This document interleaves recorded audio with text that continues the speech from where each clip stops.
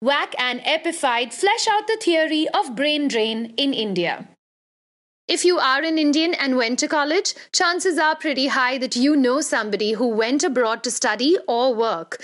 Just an ordinary I at the start who became an NRI. We imagine them as people with put on accents who turn their souls red, white, and blue for a green card.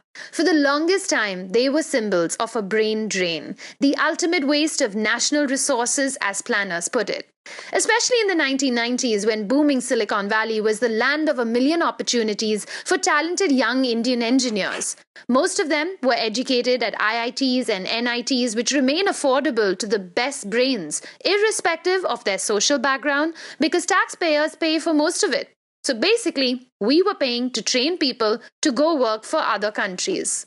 In fact, Nandan Nilikani's awesome book Imagining India estimates that 1 in 5 IT graduates left India during this period.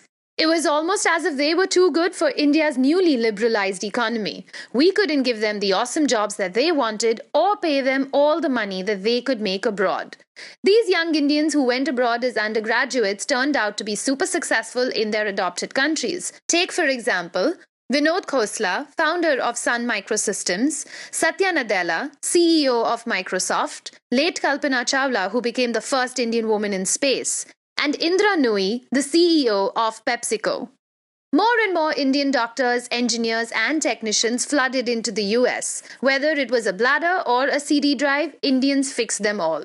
It wasn't just the techies making waves. Indians also helped make Dubai's many urban wonders. Hundreds of Indian laborers were employed in the construction of the Dubai Metro and the picturesque Palm Island.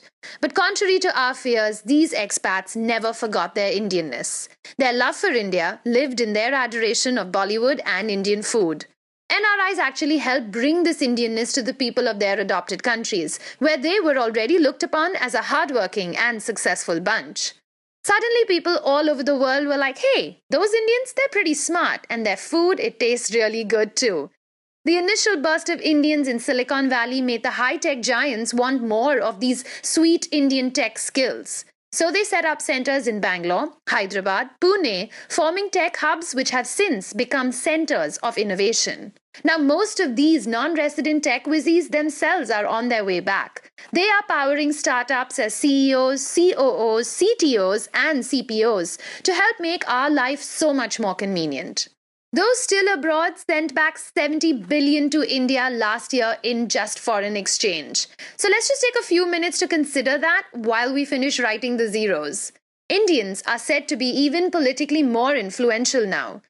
There was a widespread rumor that the American Indian lobby in the US Senate was key to the passing of the Indo-US civil nuclear deal. So it's not really a brain drain anymore. It's more like a brain gain.